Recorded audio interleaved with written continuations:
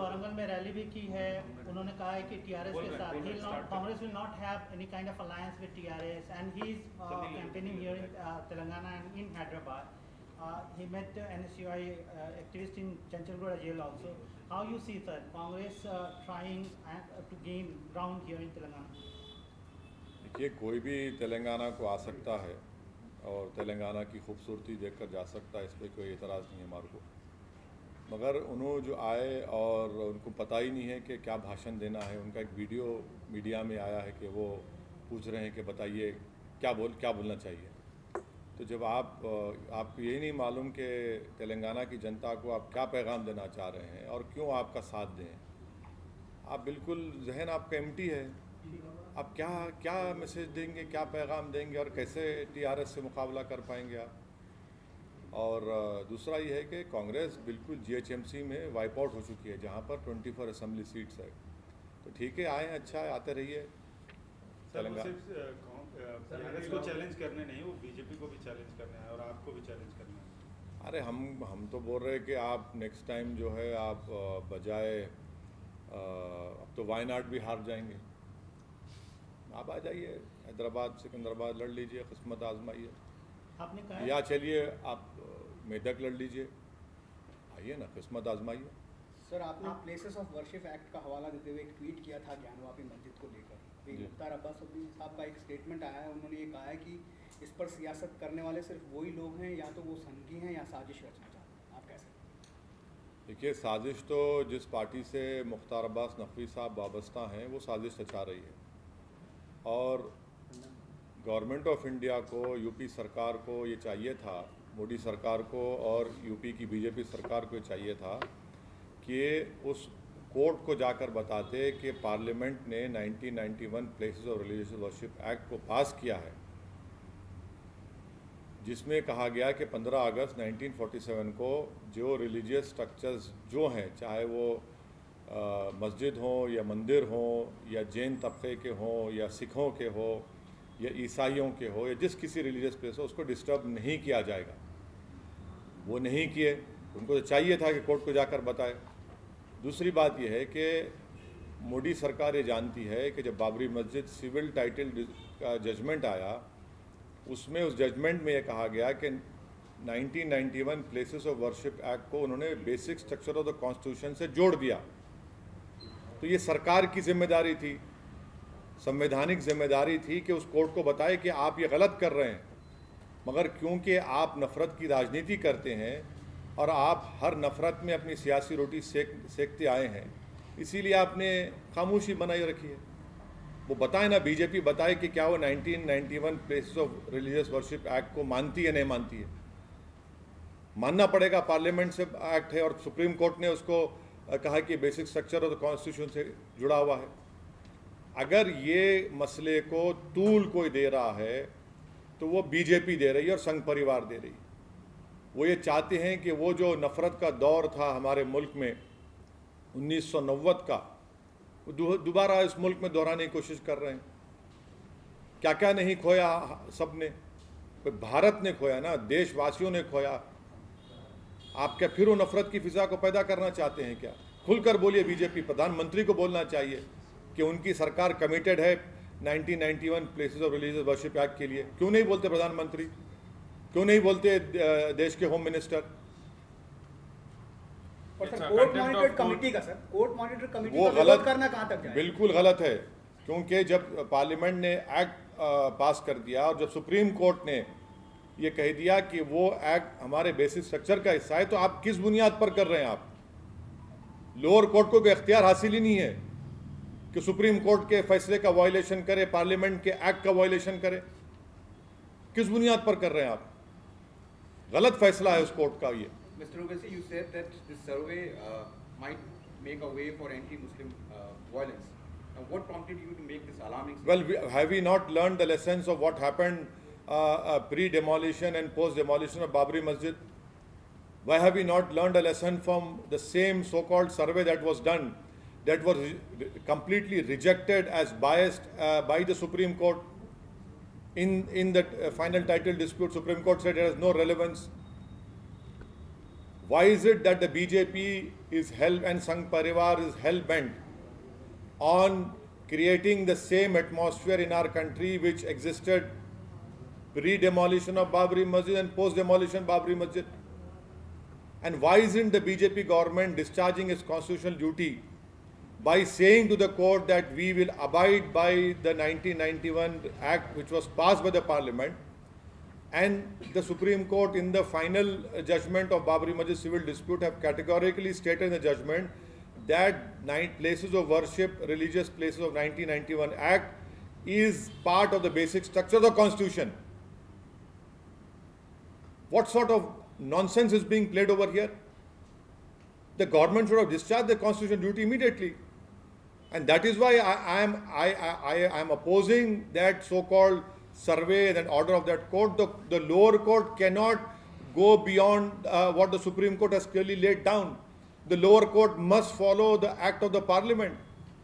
So you believe, sir, after Ayodhya, Kashi and Mathura is next target or next on agenda of BJP, sir? If you remember the press conference which was held after the final judgment was given by the Honorable Supreme Court, you were present over there. Many of you were present over there, and I had stated that this will open the doors for future controversies, whether it is Kashi or Mathura. I had stated that. I have stated that on record. It is there for everyone to see and take it out. Sir, आप कह रहे हैं कि मुसलमानों के खिलाफ BJP ने ऐलान जंग शुरू कर दिया है और इसको काफ़ी जो है विवादित या भड़काऊ कहा जा रहा है, और साथ ही साथ कल आपने कहा कि जो मस्जिदें हैं उन पर अच्छा हाई रेजोल्यूशन कैमरा लगाइए और जो है रिकॉर्ड करिए। इससे आपको तकलीफ है क्या? नहीं भाई, एक काम करेंगे ना, हाई रेजोल्यूशन कैमरा लगा के जब प्रोसेशन आएगा जी टीवी में लाइव टेलीकास्ट कर देंगे। कैरी करिए आप देख लीजिए पत्थर कौन फेंक रहा है। मैं तो ये बोला हूं ना, क्योंकि आप तो घर तोड़ दे रहे हैं। जिसका हाथ कटा हुआ है वसीम शेख का, उसका आपने कारोबार को बर्बाद कर दिया, पत्थर फेंका। जो 70 साल का बूढ़ा है आपके खरगोन में, आप उनको पीट पीट कर घर तोड़े, पत्थर फेंकने का इल्ज़ाम लगाए।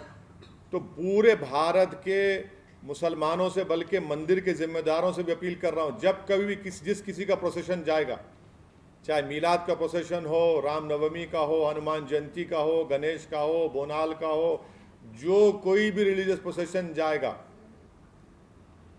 कैमरा लगाइए हाई रेजोल्यूशन और फेसबुक पे लाइव टेलीकास्ट करिए, ताकि लोग देखें ना। पुलिस तो अंधी बन चुकी है, आंखों में पर्दा पड़ चुका है उनके, कि पत्थर फेंके। हर गड़बड़ मुसलमान करता है ना, और जब इंक्वायरी रिपोर्ट आती है उसमें झूठ साबित निकलता है कि भाई हुआ ही नहीं है। तो आप जोधपुर में एक वीडियो आप लोग देखे होंगे कि एक हजरत पुलिस के जिम्मेदार आदमी एक पट्टी बन रहे हैं जिस पर लाल रंग लगा हुआ है, पहले से वो जख्मी हो गए। अरे यार, ये तो बॉलीवुड हॉलीवुड के फिल्म स्टारों को पानी पिला देंगे अगर एक्टिंग करना शुरू करेंगे पिक्चरों में। तो एक और बात भी आप क्या मतलब क्या कर रहे हैं? Only one community is नहीं, I am saying that every religious places and especially the masjids and the dargahs, they must install these high resolutions cameras, and whenever a procession, religious procession is passing through those places of worship, they should open their Facebook website and do a live telecast. आप इस पे बात करते हैं लेकिन loud speaker पे क्यों नहीं बोलते हैं? हाँ, क्या बोलना है लाउड स्पीकर पे? इतना बड़ा लाउड स्पीकर बैठा हुआ आपके सामने, और क्या होना आपको? हैदराबाद के सुरूर नगर में जो घटना हुई, हालांकि उस पर आपने कुछ देर से ही कल आपका बयान आया। सवाल ये उठाए जा रहे हैं कि वैसी साहब ने बयान देने में इतनी देर क्यों की? और देखिए, एक बात सुनिए, एक बात सुनिए, नहीं, एक बात सुनिए। मैं मीडिया के बोलने पर कब बोलूंगा, कैसे बोलूंगा, मीडिया डिक्टेट नहीं कर सकता ना। मीडिया के ग्लोरीफाइड एंकर्स मेरे को डिक्टेट कर सकते। मैं अपनी मर्जी के तहत बोलूंगा या नहीं बोलूंगा, और भाड़ में जाए वो मीडिया के एंकर्स जो मुझसे सवाल करते। उनमें हिम्मत नहीं है नरेंद्र मोदी से पूछने की, देश के प्रधानमंत्री से। उनके मुंह पे नरेंद्र मोदी का क्रिटिसिज्म नहीं आता, क्योंकि अगर बोलेंगे तो उनको मौत आ जाएगी, लखवा हो जाएगा, उनको फिट आ जाएंगे। लेकिन सर, अब ये कहा जा रहा है कि ये साजिश है, बड़ी एक परिवार का मसला नहीं है, एक बड़ी साजिश है, जानबूझकर इसको करने दिया गया ताकि एक डर पैदा किया जा सके कम्युनिटी के बीच में। आप ऐसे देखिए, अब एक बात समझिए आप,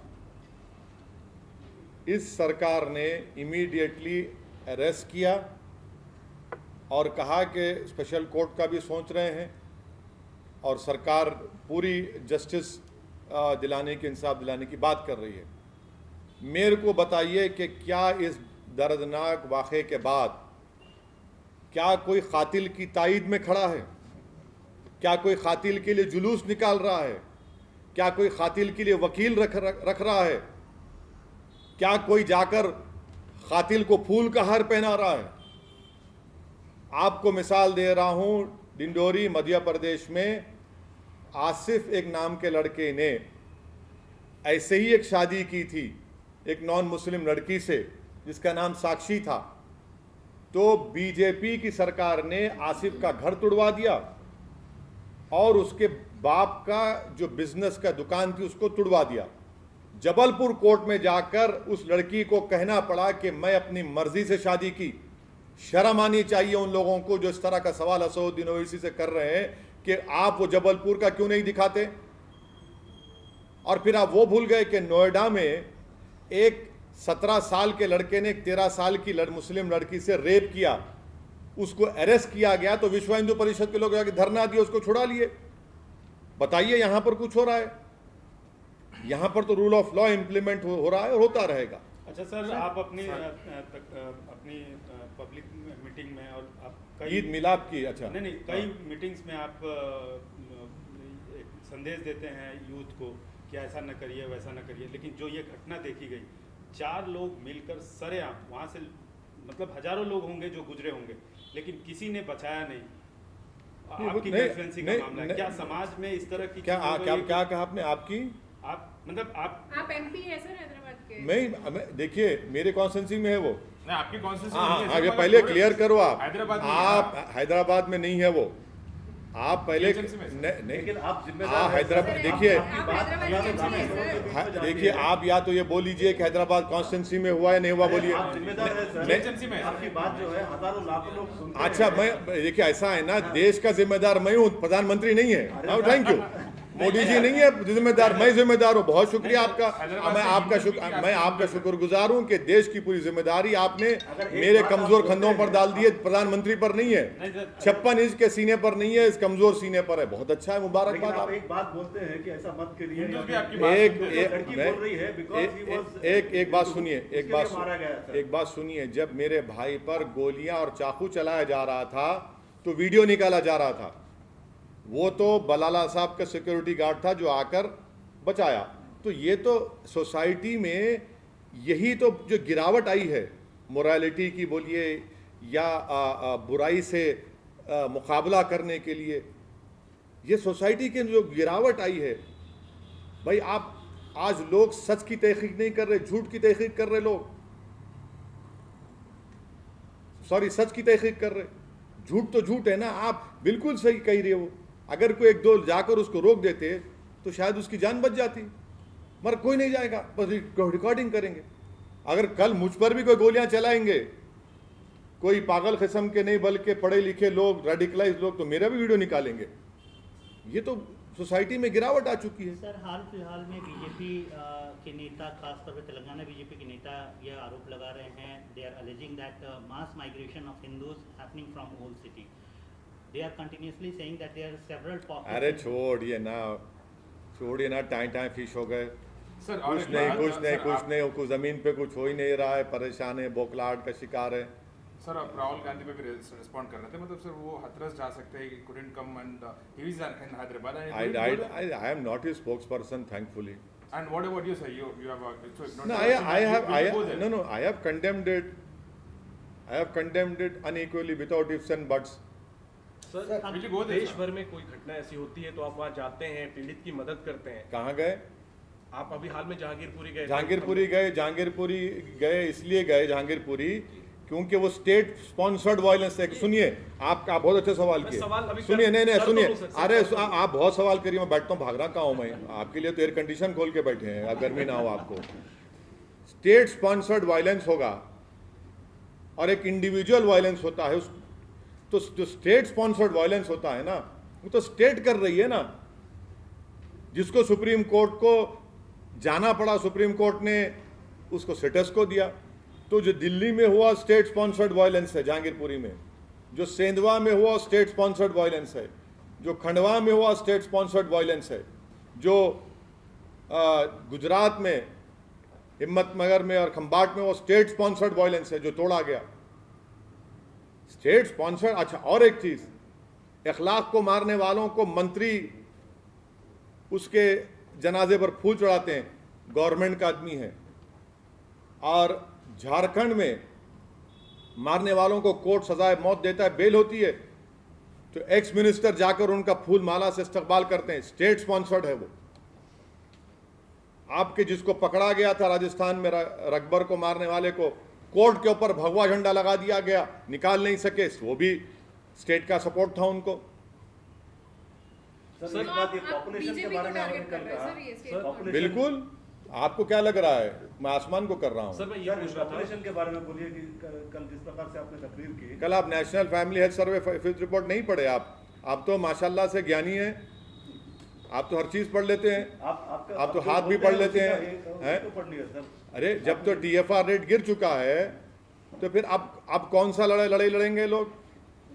मोदी सरकार कह रही TFR गिर गया, national family health survey fifth report कह रही है।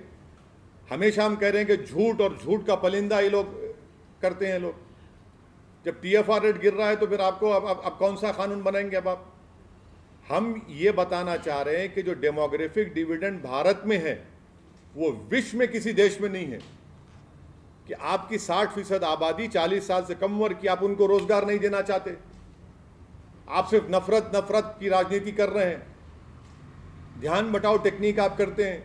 इस डेमोग्राफिक डिविडेंड कब तक लास्ट करेगा? 2040 तक लास्ट करेगा। आप जब उससे पहले इस्तेमाल करिए ना, इन लोगों को नौकरी दीजिए, कुछ करिए।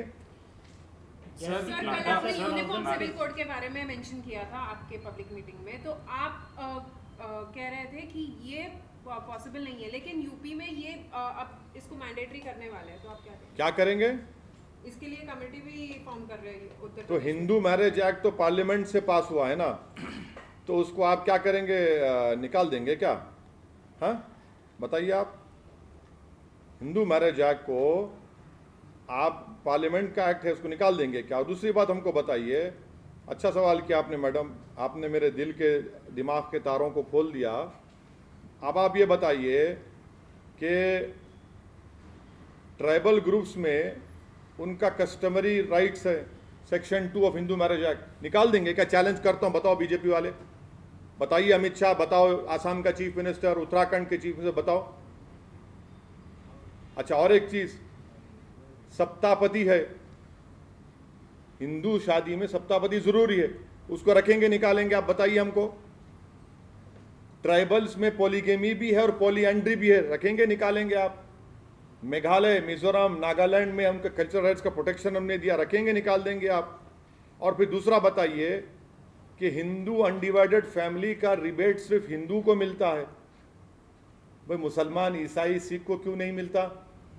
और आपको मालूम, हिंदू अनडिवाइडेड फैमिली की वजह से it costed public exchequer in 2015 and 16 3064 crore. अब बताइए। अच्छा, क्या डायरेक्ट पार्ट 4 डायरेक्टिव प्रिंसिपल में क्या खाली आर्टिकल 44 है? शराब पे पाबंदी नहीं है? बंद करिए शराब को, बंद करिए शराब को। मेरा डिमांड है, डायरेक्टिव प्रिंसिपल में शराब को बंद करो। चलो, नहीं बंद करेंगे, क्योंकि जो आर्टिकल 44 की बात करते हैं वो शराब पे इसलिए बंद नहीं करेंगे क्योंकि शाम 6:30 बजे उनको टॉनिक लेना पड़ता, नहीं लिए तो गिर जाते वो लोग। उसके लिए मैं कहता हूं वो कुत्ते का पेशाब है, शराब नहीं है। माफ करना मेरी अनपार्लियामेंट्री लैंग्वेज को, मगर आप पाबंदी लगाइए शराब पर। आपने कहा कि डायरेक्टिव प्रिंसिपल में ये नहीं कहा गया कि देश में जो रिसोर्सेज हैं इक्विटेबल, उसका डिस्ट्रीब्यूशन होना चाहिए। क्या ये बात सच नहीं है मोदी जी कि देश की 45% दौलत 10% लोगों के पास है? ये डायरेक्टिव प्रिंसिपल नहीं है, आर्टिकल 38 नहीं बोलता ये। और फिर जो 50% देश की आबादी, उसको खाली 6% देश की दौलत है। ये अच्छे दिन की बात किए थे मोदी जी आप, ये भी डायरेक्टिव प्रिंसिपल में है, वो अब उसकी बात नहीं करते। क्या डायरेक्टिव प्रिंसिपल में नहीं है कि एम्प्लॉयमेंट मिलना चाहिए? कितना एम्प्लॉयमेंट है भाई साहब अभी? कितना अनएम्प्लॉयमेंट है देश में, 7% करीब अनएम्प्लॉयमेंट हो चुका है। आप इस डायरेक्टिव प्रिंसिपल की बात नहीं करते, खाली 44 पकड़े हुए हैं। शराब पे पाबंदी आयद करिए, वेल्थ को इक्विटेबल डिस्ट्रीब्यूट करिए। उसी के लिए यूनिफॉर्म सिविल सर कोड है और इन आप सब भी सुधारों बोल के रहे साथ हैं, आप सजेशन दीजिए एक्सेप्ट सर। कर लेंगे सर? क्या मतलब ये अब आपके नहीं, विरोधी ये कह रहे हमारा हैं कि हमारा अगर नहीं, आपके सुनिए, धर्म में अगर आपकी सर एक डिमांड मिनट मैं पूरी कर लेता आप हूँ पूछिए राघवन साहब, पूछिए, आप मैं- बेंगलुरु से है, पूछिए। मैं ये कह रहा हूँ सर कि आपके विरोधी ये कह रहे हैं कि अगर आपके धर्म में सब कुछ ठीक है तो ओवैसी साहब के पेट में दर्द क्यों हो रहा है uniform civil code? Uniform civil code के बारे में बाबा साहब अम्बेडकर ने कहा था कि it should be volenti non mandatory. ये कॉन्स्टिट्यूंट असेंबली बाबा साहब ने कहा था, और बाबा साहब ने यह भी कहा था कि अगर आप फोर्सबली करेंगे मुसलमानों पे तो देश में अनारकी होगी, देश में अनारकी होगी। पूरों के लिए ना आप सजेशन देना चाहेंगे तो क्या सजेशन? हमारा मानना यह है कि यूनिफॉर्म सिविल कोड की जरूरत ही नहीं है इस देश की।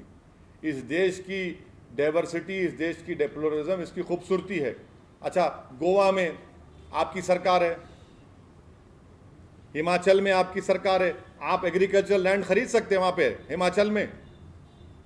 गोवा में अगर किसी हिंदू बहन और भाई शादी होती है और हमारी उनकी वाइफ की उम्र 25 और 30 साल की होती है और बेटा या औलाद नहीं होती, दूसरी शादी कर सकते हैं। बताओ उस पर क्या बोलेंगे आप?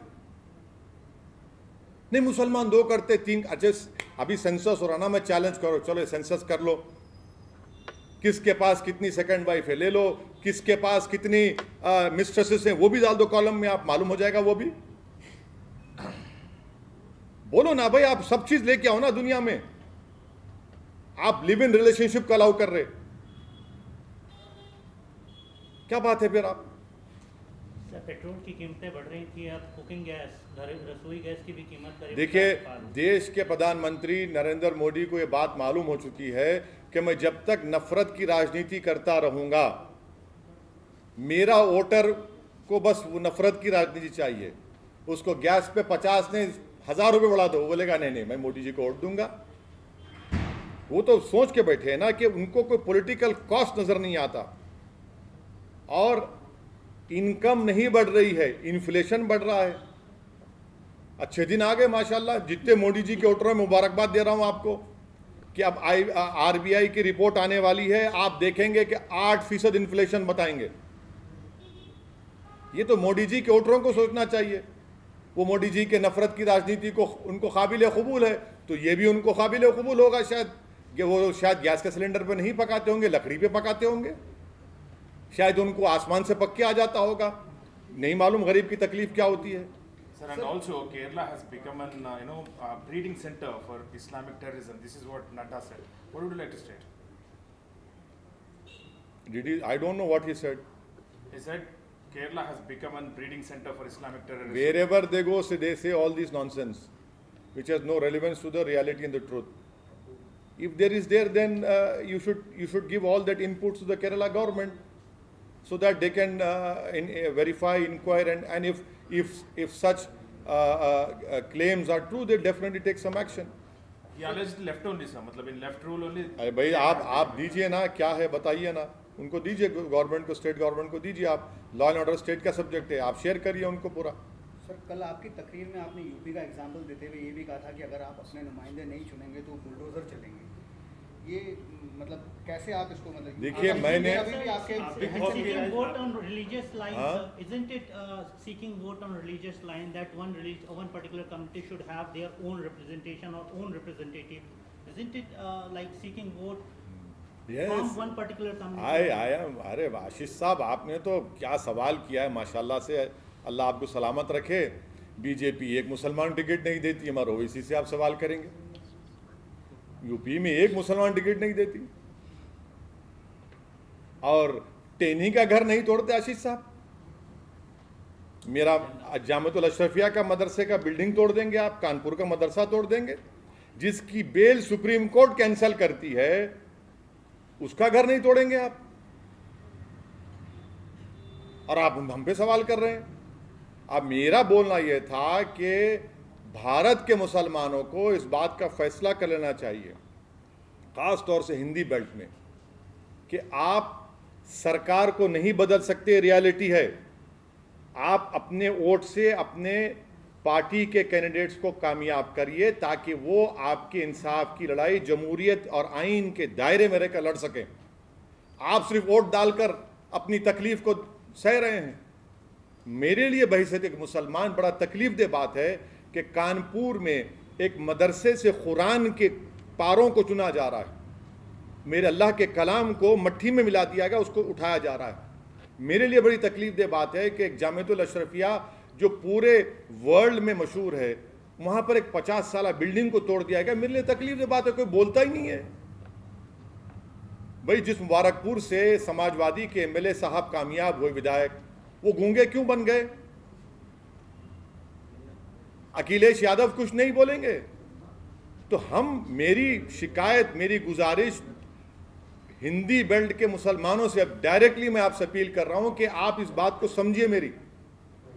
ये लोग जो आकर आपके वोटों का जो धंधा करते हैं, दलाली करते हैं, उनके बातों में मत आइए आप। कौन कर रहे हैं सर? वो जानते हैं वो लोग। चौधरी कौन है सर? लेकिन बार बार आप सर आपने बोला कि बुलडोजर चलेंगे। उत्तर प्रदेश में आप मुसलमानों को बोल रहे हैं कि ऐसे नहीं करेंगे तो बुलडोजर, आप भी बुलडोजर चल रहे हैं ना। आप भी खौफ की राजनीति नहीं कर रहे। खौफ नहीं कर रहे हैं। एक समाजवादी पार्टी का सिटिंग एमएलए है बरेली का, उसके पेट्रोल पंप को तोड़ दिया गया। उसका नेता मुझे कुछ नहीं बोलता भाई। अखिलेश यादव क्या बोले उसके पेट्रोल पंप तोड़ने की? क्योंकि वो मुसलमान था, नहीं बोले। मगर इफ्तार की दावत में रोजा हम रहते, खजूर वो खा लिए। सर दिल्ली की जो सियासत है उसमें बीजेपी नेता तेजिंदर बग्गा है, उनकी गिरफ्तारी पंजाब पुलिस ने की, उस पर 2 दिन से गरमाई हुई है। आप अवगत हैं पूरी बात से, आप क्या राय रखते हैं? अरविंद केजरीवाल पर टारगेट कर रही है बीजेपी। एक बात सुनिए, आप क्या राय? एक बात सुनिए, क्या बीजेपी ने, आसाम की सरकार ने एक एमएलए को उठाया नहीं गुजरात से? और फिर क्या और एक सरकार ने नहीं उठाया? ये क्या तमाशा हो रहा है यार? ये तो आप तो कॉन्स्टिट्यूशन की धज्जियां नहीं बोले, कॉन्स्टिट्यूशन को दफन करना चाह रहे हैं आप। क्या तमाशा हो रहा है ये? हम इसीलिए तो हम कह रहे हैं कि रूल ऑफ लॉ को फॉलो नहीं किया जा रहा है। रूल बाय गन स्टेट को चलाने की कोशिश हो रही है। ये देश के लिए ठीक नहीं है। सरकार किसी की भी हो, आज आप हैं कल आप नहीं रहेंगे। रूल ऑफ लॉ को फॉलो करिए। आप मानते हैं गिरफ्तारी गलत हुई जिस तरीके से बग्गा की गिरफ्तारी? मैं ये कह रहा हूं, अरे ये कौन है भाई? ये आपको इतनी मोहब्बत क्यों होगी उससे? अरे आपका नूरे नजर होगा। सर बीजेपी के नेशनल स्पोक्स पर्सन ये बोल रहे हैं कि आपके लैंग्वेज को देखकर, मतलब मुसलमान कैंडिडेट्स को आप जिताने की बात कर रहे थे कल और अभी भी बोल रहे थे, उस पर वो रिएक्ट करते हैं। इतनी जल्दी रिएक्शन आ गया हमारा? हाँ सर, रिएक्शन आ गया। आपको नया जिन्ना बोल रहा था। यहाँ तो 5G का रिएक्शन हो गया। सवाल पूछा आपको, नया जिन्ना बोला जा रहा था। जिस जगह पर आप बैठे ना, यस, इस जगह ने जिन्ना को रिजेक्ट किया था जहां पर हम बैठे हैं, तो उनको पता ही नहीं है। और उस सावरकर ने 2 नेशन थियरी की बात की थी सबसे पहले, उसके बाद जिन्ना किए। हमने तो दोनों के पैगाम को रिजेक्ट किया। अगर मैं संविधान के दायरे में रहकर ये कह रहा हूं कि मुस्लिम पॉलिटिकल एम्पावरमेंट होने चाहिए, तो देश के लिए अच्छी बात है ना। मैं फिर से उन बीजेपी के जिसने हम पर इल्ज़ाम लगाइए, क्योंकि आप तोते हैं, आपको खाली एक ही बात बोल सकते आप। क्या श्याम शरण साहब ने ये आर्टिकल नहीं लिखा जिसमें कहा कि ये जो देश में नफरत का माहौल चल रहा है, उससे मुसलमान, अगर चंद मुसलमान रेडिकलाइज हो जाएंगे तो सिक्योरिटी के लिए हमारे लिए खतरा है? ये श्याम शरण साहब ने कहा, ओवैसी ने नहीं कहा। होश के नाखून लो, जो देश की जिंदगी भर खिदमत की और आज भी खिदमत कर रहा है। आप देखो, उनकी बात को समझो। आप अगर आप देश हित में बात करना चाह रहे तो आप श्याम शरण साहब की बात को समझो। सर आपने कहा कि आपने मुकम्मल तरीके से सीएए का विरोध किया था, जिसके बाद सरकार बैकफुट पर आ गई। अभी बंगाल में अमित शाह ने हम फिर प्रोटेस्ट करेंगे इंशाल्लाह। हम फिर प्रोटेस्ट करेंगे। हमारा संवैधानिक राइट है प्रोटेस्ट करना, पीसफुल प्रोटेस्ट करेंगे। सर आपने कल बोला कि बिहार में पार्लियामेंट्री इलेक्शन लड़ेगी एमआईएम। प्रशांत किशोर वहां पर पदयात्रा करने, मैं किसी के बारे में नहीं बोलना चाह रहा हूँ। आपकी क्या प्लान है बिहार को लेकर? बिहार के अलावा और किन राज्यों में आपको? अरे अभी कल तो गुजरात में कंटेस्ट करेंगे सर? गुजरात में असेंबली इलेक्शन लड़ेंगे ना मैडम, आपका स्टेट में जाएंगे ना आपको। और क्या दिल्ली में आप म्युनिसिपल लोकल बॉडी इलेक्शन हाँ लड़ेंगे, जहाँ इलेक्शन होगा, जहाँ हमारा यूनिटी लड़ेंगे हम।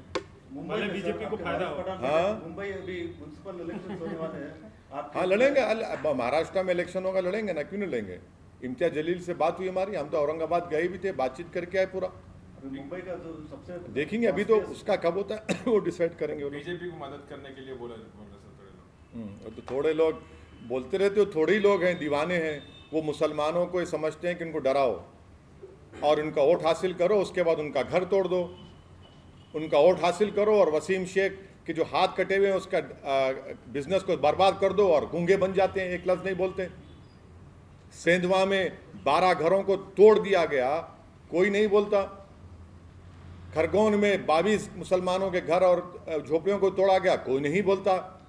बल्कि कांग्रेस के एक एक्स मुख्यमंत्री कह रहे हैं कि पत्थर फेंकने के पैसे मिलते मुसलमानों को, बेशर्मी से कहते हैं।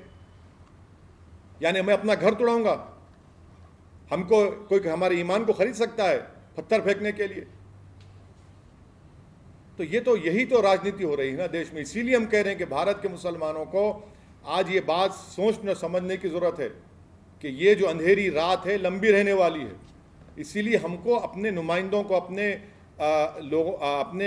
उम्मीदवारों को कामयाब करने से राजनीति मजबूत होगी, डेमोक्रेसी मजबूत होगी। आप ये बात बार बार कह रहे हैं, उत्तर प्रदेश में भी कह रहे हैं कि अपने नुमाइंदों को चुनिए, लेकिन एक भी सीट नहीं आई।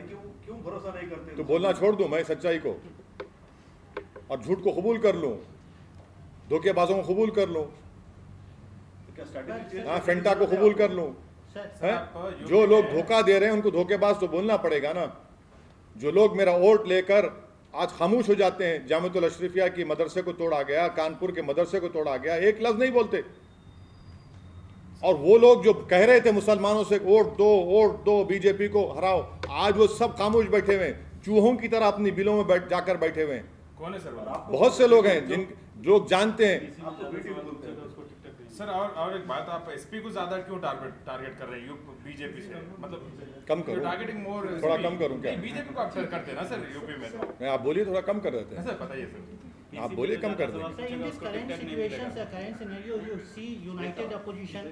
अभी प्रेसिडेंट पोल्स भी आने वाले, आपको लगता है यूनाइटेड ऑपोजिशन? हमारे चीफ मिनिस्टर कोशिश कर रहे हैं, केसीआर साहब ये सवाल उनसे करिए, वो सब जगह गए हैं मिलने के लिए, महाराष्ट्र गए, झारखंड गए, और अब ये सवाल तो केसीआर अच्छा दे सकेंगे। लेकिन कांग्रेस कहती है कि वो टीआरएस के साथ नहीं, कभी कोई भी अलायंस नहीं हाँ? करेगी, तो यूनाइटेड ऑपोजिशन फिर कैसे होगा? तो कांग्रेस की जरूरत ही नहीं है तेलंगाना में हमको। Thank you sir. Thank you.